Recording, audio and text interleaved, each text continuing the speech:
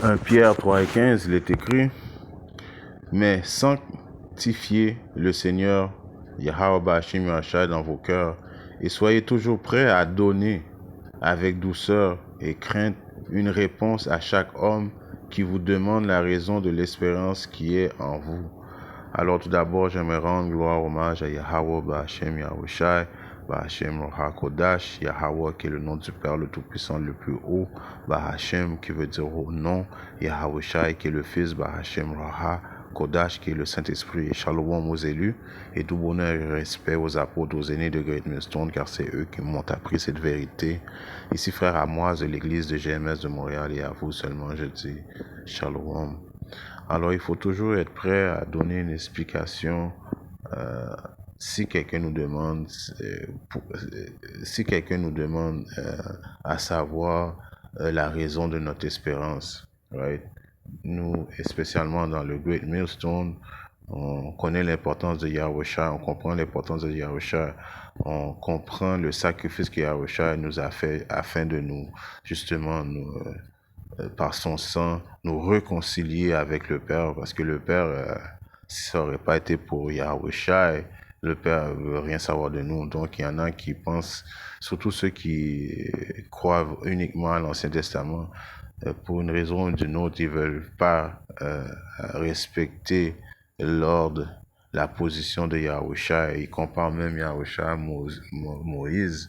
Moïse qui est un intermédiaire, oui, il est vrai, mais Moïse n'a pas donné son sang pour acheter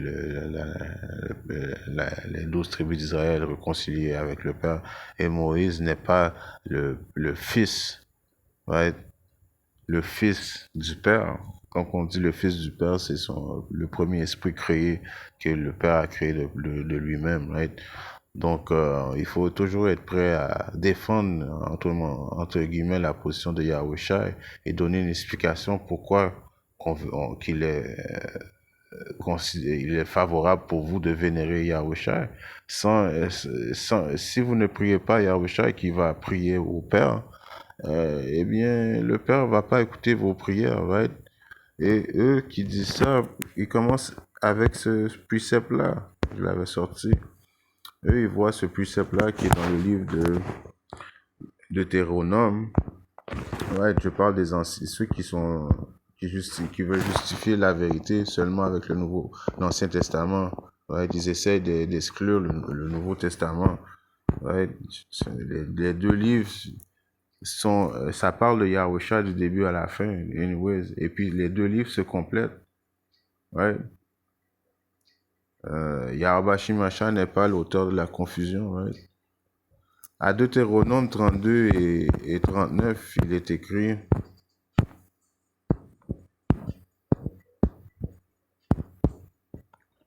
regardez maintenant que moi précisément, moi je suis qui est le nom qui est le nom du Père, Yahweh, hein, qui veut dire est, il existe, il est Yahweh.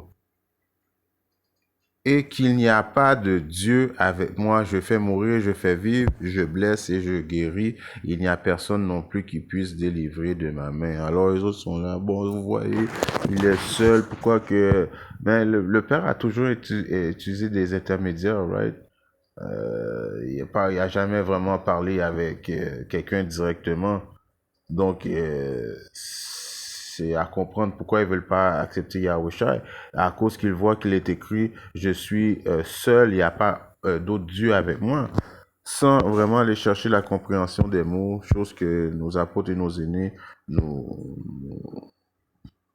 demandent de faire, de chercher la définition des mots, ouais. Et si on va voir la signification du mot Dieu, right, dans ce précepte-là, right, dans le Blue Letter Bible, qui est une application qui donne l'origine des mots, la racine des mots, right, parce que chaque mot a une signification, right. Les mots ont une vibration, donc il faut qu'on... Et puis, l'ancien hébreu, qui est la langue céleste, right? Cette langue-là que nos ancêtres parlaient, c'est cette langue-là que Yahweh Bashim Yahushua parle, c'est cette langue-là que les anges parlent, c'est la langue céleste, right?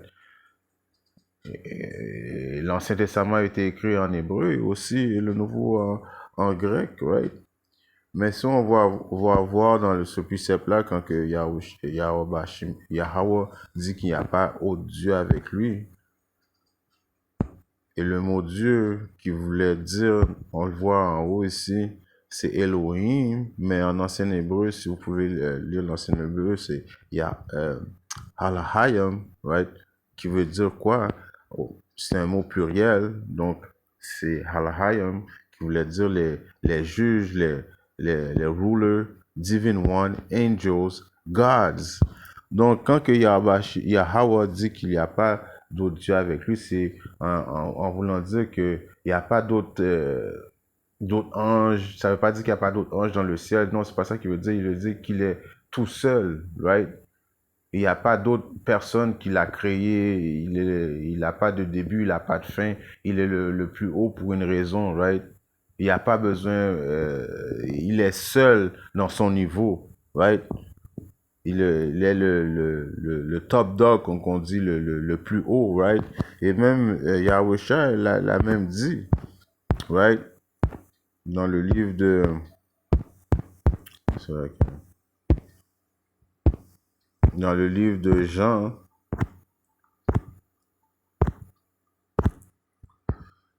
euh,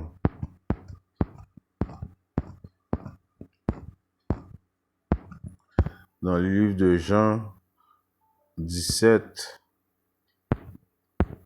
et 3, il est écrit: et cela est la vie éternelle. Ça, c'est Yahusha qui parle. Qu'ils puissent te connaître, toi, le seul vrai Dieu. Right? Donc, ça symbolise que, oui, même Yahusha, il a dit, il est le seul vrai Dieu, right? Qui a créé toutes choses. Il est le plus haut, right?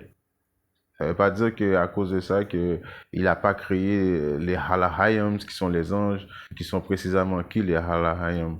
Les prophètes que vous voyez aujourd'hui aussi sont des Halahayim, des anges, right, qu'ils ont perdu leur premier, fait une leçon là-dessus dernièrement, leur premier, leur première position qui était céleste, qui était des anges, on est venu venir servir notre jugement sur terre à cause qu'on a été des rebelles, right? Donc Yahweh veut juste dire qu'il est le plus haut, right? Et non qu'il va pas utiliser d'autres anges, right? Pour quand je dis ange, c'est ange qui veut dire messager. Yahusha est un ange, est un prophète, est le fils du Père, right? Est notre Seigneur et Sauveur, est notre roi. Donc il est digne d'être vénéré, right? Parce que si on reste dans le livre de Jean 5 et 27,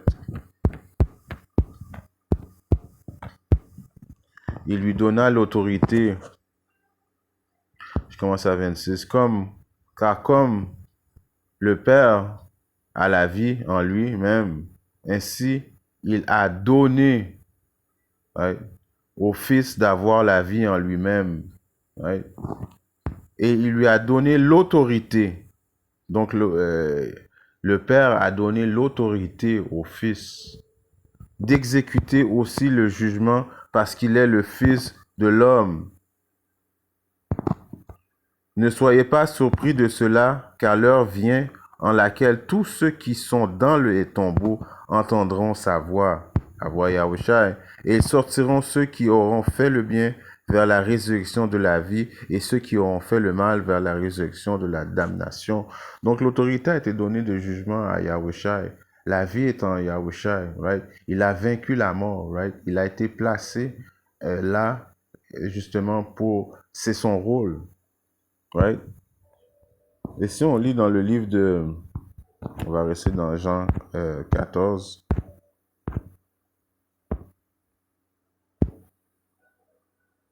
Je commence à 13. Et quoi que vous demandiez en mon nom, cela je le ferai afin que le Père puisse être glorifié dans le Fils. Si vous demandez quelque chose en mon nom, je le ferai. Si vous gardez mes commandements, et je prierai le Père et il vous donnera un autre consolateur afin qu'il puisse demeurer avec vous pour toujours. Ça, c'était les paroles de Yahushua avant d'être sacrifié, car lui savait qu'il allait être sacrifié et qu'il allait obtenir une couronne. Et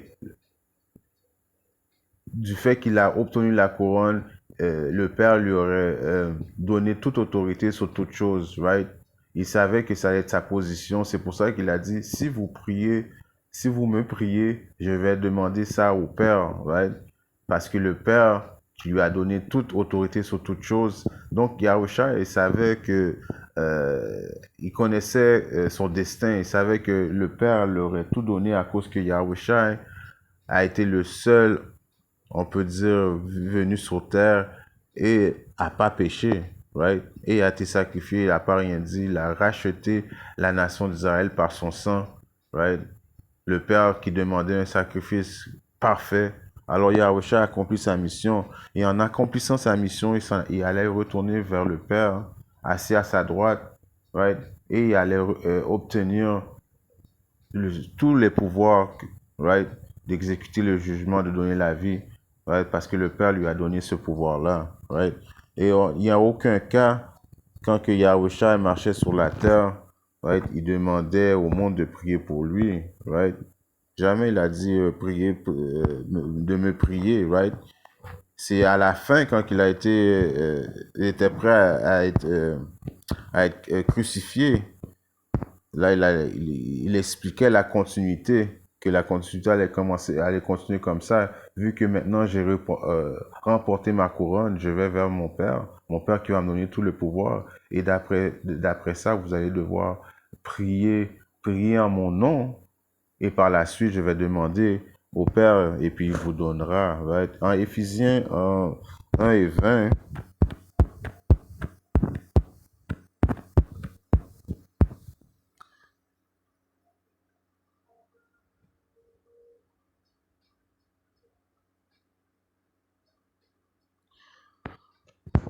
Éphésiens 1 et 20, je commence. Lequel il effectua à Mashiach lorsqu'il le ressuscita d'entre les morts, right? Et le plaça à sa propre main droite dans les lieux célestes. Alors, Yahusha qui s'est fait ressusciter des morts par qui? Par le Père, right? Bien au-dessus de toute principauté. Alors, il est en haut de toute principauté, tous les anges dans le ciel, Michael, tous les anges, toutes choses qui est créées qu'on nous, on peut pas voir, toutes choses créées, il a été mis plus haut que tout ça. Et pouvoir et puissance et domination et de tout nom qui est nommé non seulement dans ce monde, mais aussi dans celui qui est à venir. Ouh! Non, il faut pas prier à Osha, non, il faut aller directement au Père. Mais le Père vient de vous dire que il a donné tout pouvoir, principauté, right, domination à son fils. Mais non, mais là, il faut continuer à essayer de prier le Père, right? Ça, c'est du monde rebelle qui, sûrement, c'est les mêmes esprits qu'ils avaient rejeté Yahweh, parce qu'on sait que la réincarnation est une chose biblique. Ouais, si tu bugs à ne pas accepter Yahweh en tant que ton Seigneur et Sauveur, ça veut dire que tu es le même esprit qui aimait pas Yahweh comme dans le passé, right? Continue, Éphésiens 1 et 22. Et il a mis toutes choses sous ses pieds et l'a donné pour être la tête sur toutes choses à l'Église. Alors vous avez entendu, toute chose a été donnée à Yahweh, toute chose, tout contrôle, toute chose, parce il a exécuté parfaitement qu'est-ce qu'il était supposé de faire c'était de premièrement venir payer pour ses péchés qu'il avait fait. Ça c'est une autre leçon. Si vous comprenez, Yahweh est le roi Salomon, right? Le roi Salomon qui avait péché énormément. Yahusha est revenu en tant que Yahusha a payé pour ses péchés, right? A été parfait quand il a marché sur terre et a donné sa vie pour sa nation, pour ses frères, les soi-disant dits négro latinos, les soi-disant dits amérindiens, les Israélites, right? Et après ça, il est retourné en haut parce que le Père l'a ressuscité d'entre les morts pour lui donner pouvoir sur toutes choses et sur le royaume à venir. Très bien prochainement, Yahusha vient éliminer Isol, qui est le diable sur terre, lui enlever son pouvoir, et puis pour instaurer son royaume avec son royaume juste, un royaume éternel, right? Qui va par défaut, qui va le partager avec les 12 tribus d'Israël, principalement les élus, right? Alors c'est ça qui va arriver très prochainement, right? Si on regarde dans le livre de, je vais rester dans, je vais aller dans Jean. Si on va dans Jean maintenant, 16, et je commence à 16.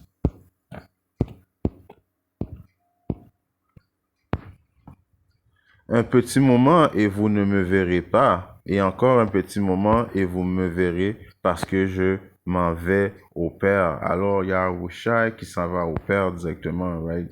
Qui expliquait ça aux apôtres, que vous me verrez pas pour un petit moment, mais vous allez me revoir très prochainement, parce que là, je m'en vais vers le Père, je m'en vais faire couronner par toutes les ailes célestes. Le Père va me donner mon héritage et je vais revenir sur vous très prochainement, right? En tant que roi, Dieu sur terre, right? Alors quelques-uns de ses disciples se dirent entre eux, non, j'allais directement à 22.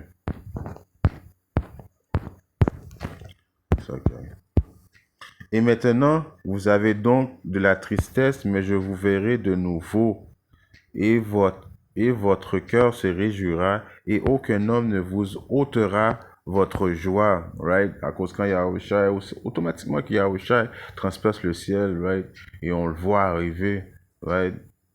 C'est le début de la vie éternelle, right? Il y aura plus de tristesse, il y a un précepte qui dit, il y aura plus, non, parmi Israël, il y aura plus de tristesse, il va essuyer les larmes qu'on a dans nos yeux, right? Il vient régner avec droiture, et puis automatiquement qu'on voit Yahushua venir, la victoire est à nous. Très prochainement, c'est le commencement de la vie éternelle, right? Alors je relis. Et maintenant, vous avez donc de la tristesse, mais je vous verrai de nouveau, et votre cœur se réjouira, et aucun homme ne vous ôtera de votre joie. Ok? Et en ce jour-là, vous ne me demanderez rien. En vérité, je vous dis, tout ce que vous demanderez au Père en mon nom, il vous le donnera. Right? Parce que là, c'est là qu'il commence à dire, quand je vais être parti, et puis je m'en vais vers le Père, priez-moi parce que je suis votre intermédiaire, et éventuellement le Père va vous répondre par moi. Ça, c'est quand il s'en allait, là. Et non quand il a commencé son évangélique, son évangile, c'est laquelle, right? Quand il disait, il n'a pas dit à qui que ce soit de me prier quand il était sur terre, right? Jusqu'à présent, vous n'avez rien demandé en mon nom. Right? Ça vient d'écrire. Jusqu'à maintenant, vous n'avez rien demandé en mon nom parce il marchait avec eux sur terre. Demandez, vous recevrez, afin que votre joie puisse être pleine. Ouais. Je vous ai dit ces choses par des proverbes, mais le temps vient quand je ne vous parlerai plus par proverbes, mais je vous montrerai clairement au sujet du Père. Right? Alors, vous voyez, Yahushua, il savait qu'il s'en allait parce que il savait que le Père allait lui donner son héritage, comme je vous ai dit tout à l'heure. Right? À Hébreux 7, 23.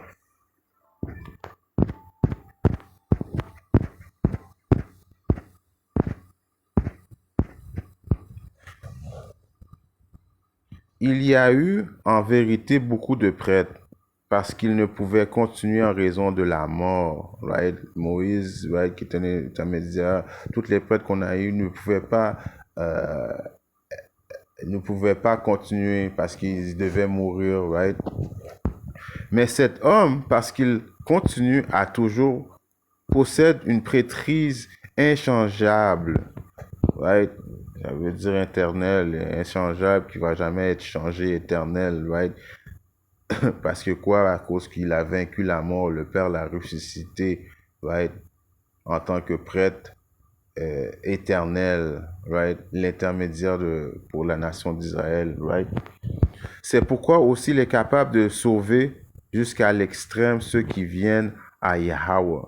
Il est capable de sauver parce que son nom est, il sauve, Yahweh Shai, il délivre, il sauve, right? Son nom le dit qu'il a été créé pour sauver la nation d'Israël, réconcilier la nation d'Israël envers le Père, right? Jusqu'à l'extrême, ceux qui viennent à Yahweh par lui, puisqu'il vit toujours pour faire intersection pour eux, à cause qu'il vit pour toujours, il peut faire intersection pour nous, notre médiateur. Il est là en train de prier pour ses élus constamment, right? Car un tel grand prêtre nous convenait qui est saint, innocent, non souillé, séparé des pécheurs et fait plus haut que les cieux. Alors c'est Yahweh qui est saint, innocent, right?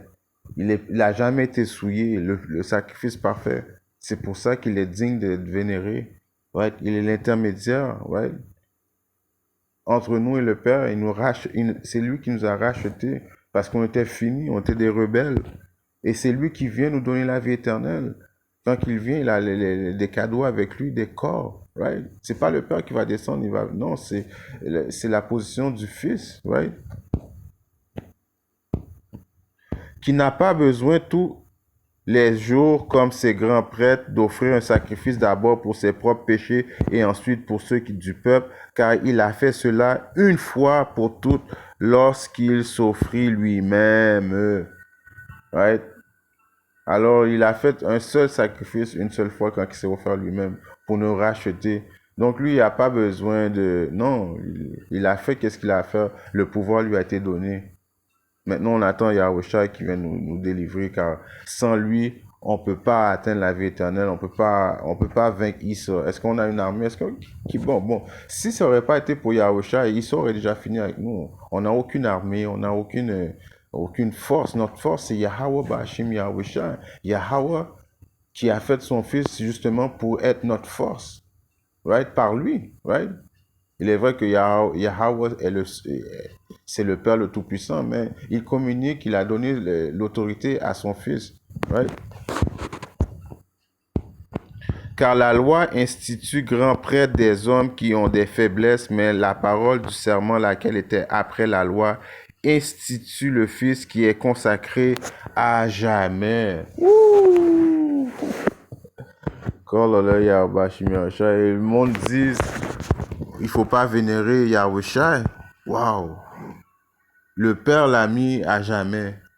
Prêtre, en tant que grand prêtre, pour toujours. Right? Il s'est sacrifié pour nous, pour acheter Israël. Il vient nous donner la vie éternelle. Soit arrêté. Là. Dans le livre de Matthieu, right? 6 et 9.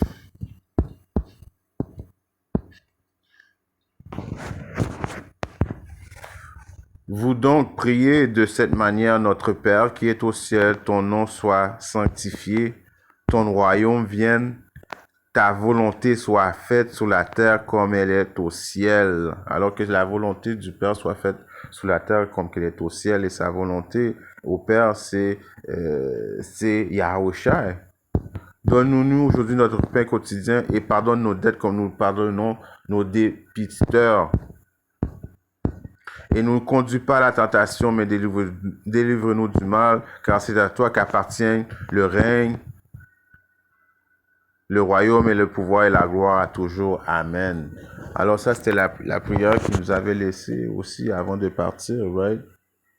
De prier comme ça au Père, et le Père, parce qu'il reconnaît que la puissance est le Père, right? Mais qu'éventuellement, le Père allait tout lui donner. Dans le livre de Euh, Hébreu, ouais. 4 et 14. Voyons donc que nous avons un éminent grand prêtre qui est passé dans les cieux. Right?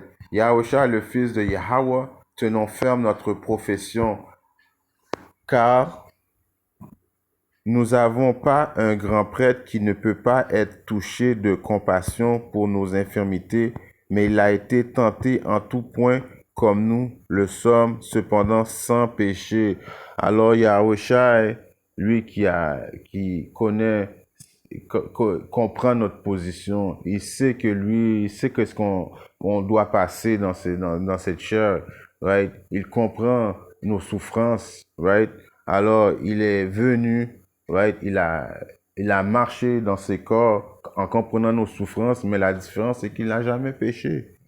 Right? Donc, il est la meilleure position, il est le meilleur placé pour nous comprendre. Right? C'est pour ça qu'il y a Bashim Yahshua la Selob, Yahweh la Selob. Venons donc avec hardiesse vers le trône de grâce afin que nous puissions obtenir miséricorde et trouver grâce pour aider au moment du besoin. Right? Alors, il a été, il a passé par ce qu'on a passé. Right? C'est pour ça il peut nous comprendre. Right? Il est le mieux placé pour comprendre nos souffrances. Right? C'est pour ça qu'il nous aime, c'est pour ça qu'il prie pour nous, car il comprend nos souffrances. Right? Faut être patient. Lui, il demande de croire en lui, d'être patient, et on va recevoir le royaume avec lui. Il faut juste continuer à croire en Yahweh Bashim Yahushai. Right? En respectant l'ordre du Père qui a mis son Fils pour venir nous sauver. Right? Hébreux 12 et 25, je vais finir avec ça.